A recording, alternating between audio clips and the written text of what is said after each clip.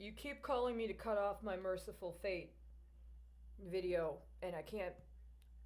It's very unacceptable. Yes, part of my accusations about how the federal budget revealed a pattern of racketeering activity, and the reason why I named the specific respondents I did, including at the end James Baker and President Barack or former President Barack Obama, is because of the substitutions, the substituted amendments. And my allegation was that what happened is when you did a substitution like that, it was similar to what happened during the 2013 Water Appropriations Act, which, by the way, was entered onto the record by somebody on my birthday in 2013. But that there was another bill wherein that representative was swapped out for Harry Mason Reed. And the understanding was that there was some sort of setup going on where there was to be a sort of inversion of certain things, almost as if Venus was going into the underworld as part of performance of some sort of Masonic ritual. They were literally that juvenile. You know, Charity Crouch. I'm sorry, Charity Crotch. Charity Crotch.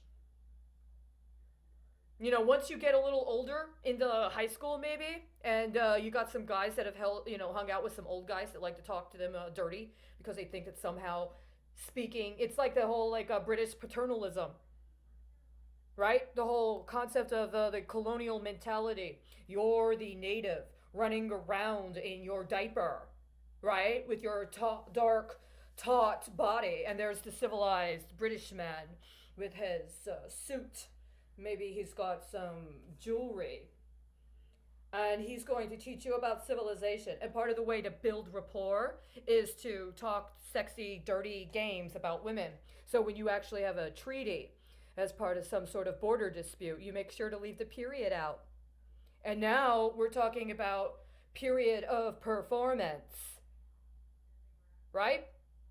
Kind of the way it goes on and goes on and goes on. So I said that the substitution of amendments, especially concerning the number during that time frame, were evidence of those specific members of the House and later also the Senate putting in a sort of option for themselves to use somebody else as a substitute.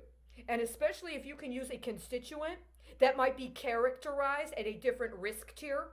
And if I am correct in what I just saw in changes to the CFTC regarding substituted compliance, then you can get away with completely mischaracterizing the actual risk associated with what you're doing by substituting compliance within another risk vector and then leveraging the liability.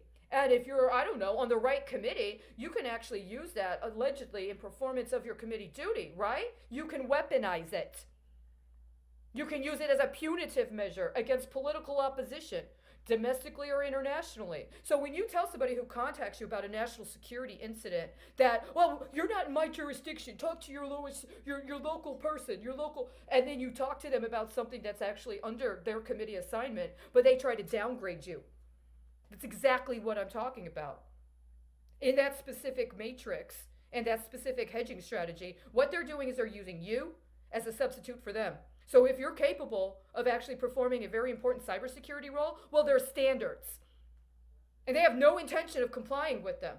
But if you're a mental case and you make it to your next therapy appointment, or you go and get your prescription filled on time, you've complied.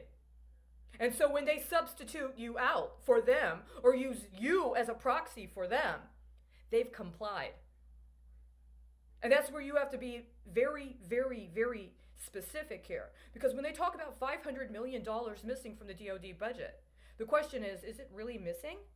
Or is there part of some sort of bro code that says, hey, Congressman, I caught you violating the Constitution, and you are in a command authority position over the military, and this is your penalty.